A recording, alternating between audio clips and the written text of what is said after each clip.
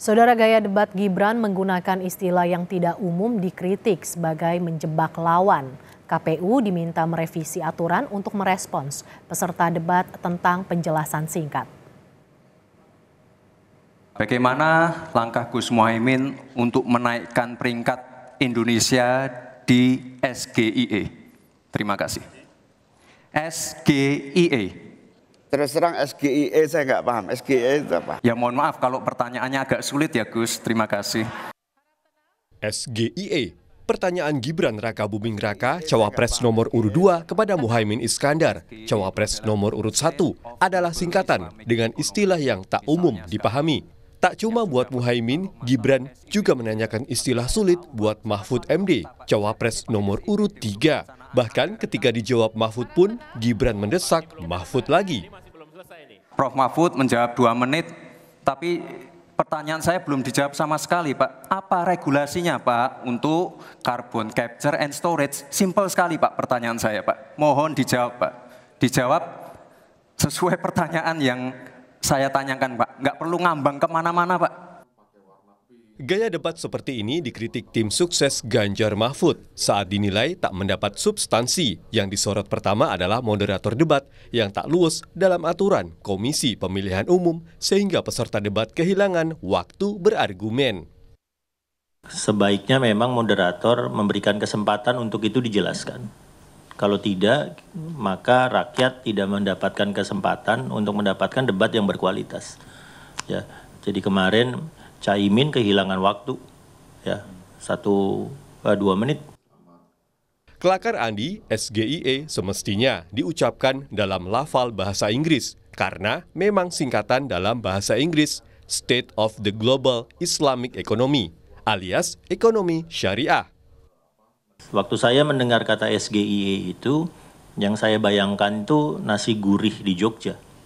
Ya, SGIE coba aja ditanya, sego, gurih, ingkung, enak. Itu ada mak cemplung, ada mbok demang, itu nasi gurih, santan, pakai ayam goreng. Disingkatnya SGIE. Lebih lanjut, gaya ini menurut Andi pernah dipakai ayah Gibran Presiden Joko Widodo saat debat Pilpres 2014 dan 2019 melawan Prabowo Subianto.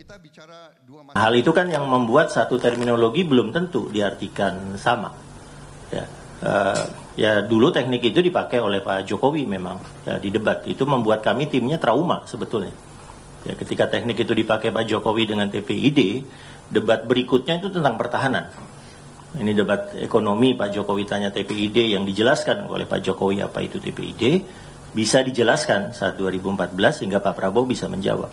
Ya, bayangkan kalau nanti tiba-tiba semua istilah yang terkait dengan lingkungan di debat 4, dengan carbon trading, dengan carbon tax, itu semuanya dikeluarkan dalam bentuk singkatan.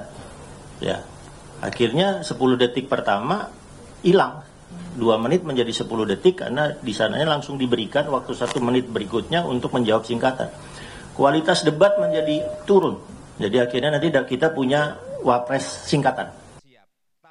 Di debat 2014, Jokowi membuat Prabowo tak bisa menjawab arti singkatan TPID yang kepanjangannya adalah Tim Pengendali Inflasi Daerah. Sedangkan di 2019, istilah unicorn yang membuat Prabowo tak mengerti apa yang dibicarakan Jokowi. Di 2 pilpres tersebut, Jokowi mengalahkan Prabowo, namun terlepas dari taktik dan jebakan yang membuat lawan terdiam, aturan debat yang dibuat KPU tak bisa membuat masyarakat paham karena waktu yang singkat, plus kualitas pertanyaan yang standar, karena para panelis tak dilibatkan untuk menggali kualitas capres dan cawapres.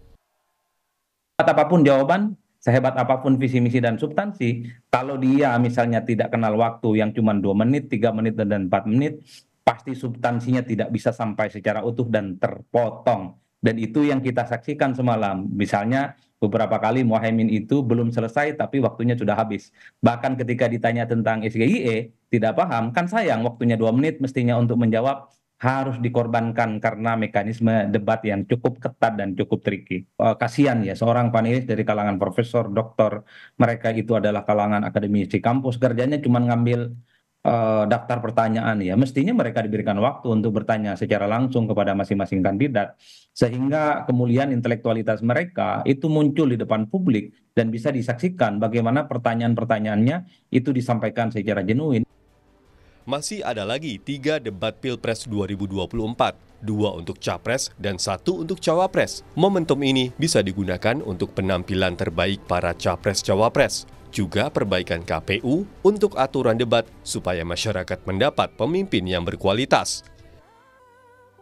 Tim Liputan Kompas TV.